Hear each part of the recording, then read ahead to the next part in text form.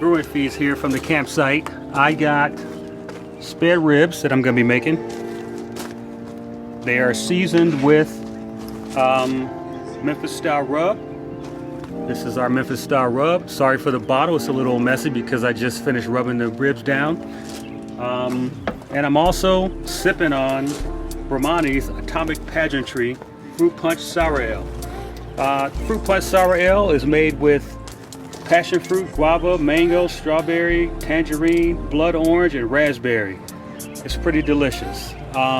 Silky mouthfeel, bursting with flavor, a little bit of sourness to it, a little punchy, a little bit of funk. Excellent beer.